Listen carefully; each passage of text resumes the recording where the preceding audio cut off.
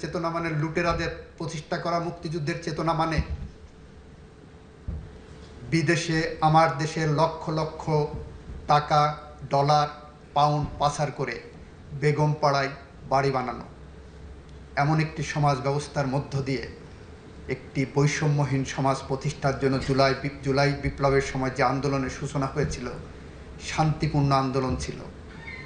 দাবি উঠেছিল আমরা চাই এ সমাজ বৈষম্যহীন হোক, দাবি উঠেছিল এ সমাজ ন্যায় বিচার প্রতিষ্ঠা হোক, দাবি উঠেছিল এই সমাজে মানুষের অধিকার প্রতিষ্ঠা হোক, দাবি উঠেছিল এই সমাজে গণতন্ত্র প্রতিষ্ঠিত হোক। সমস্ত দাবিকে কণ্ঠরুদ্ধ করার জন্য যে নির্মমভাবে হত্যাযজ্ঞ চালানো হয়েছে, আমার দেশে 30,000-এর মতো মানুষ এখনো পঙ্গুত্ব বরণ করছে। 36 দিনে তাদেরকে গুলি করে পঙ্গু করা হয়েছে। প্রায় 2,000-এর মতো মানুষকে হত্যা করা হয়েছে এবং তারপরেও তাদের মধ্যে কোনো অনুশোচনা হয়নি। পৃথিবীর ইতিহাসে আমরা দেখেছি অনেক স্বৈরাচার পালিয়ে গেছে। আমরা বাংলাদেশে দেখেছি স্বৈরাচার পালিয়েই শুধু যাননি, তার 300 মেম্বার অফ পার্লামেন্ট পালিয়েছেন, তার ক্যাবিনেট পালিয়েছেন, তার শপথবদ্ধ রাজনীতিবিদরা পালিয়েছেন। পৃথিবীর ইতিহাসে এরকম স্বৈরাচারের জন্ম হয়নি। আমরা মনে করি যদি স্বৈরাচারদের কোনো সমিতি করা হয় তাহলে আজকে যে স্বৈরাচারের বিচারের মুখোমুখি এই রাষ্ট্র করেছে, যে খুনির বিচারের মুখোমুখি করেছে, সেই সমিতির সভাপতি হতে পারে।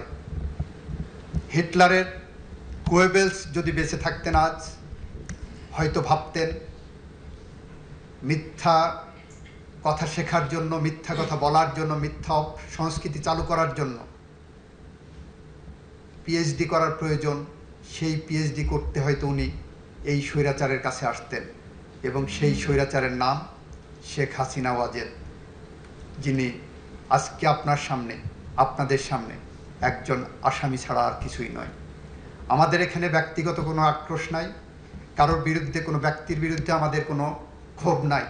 আমরা অপরাধের বিচারের জন্য আপনাদের কাছে এসেছি এবং ঘটনাক্রমে সে অপরাধের সাথে যারা সম্পৃক্ত তারা ব্যক্তি, হয়তো আসবে অপরাধের সাথে সম্পৃক্ত কোনো রাজনৈতিক দলও আসতে পারে ভবিষ্যতে, আমরা জানি না।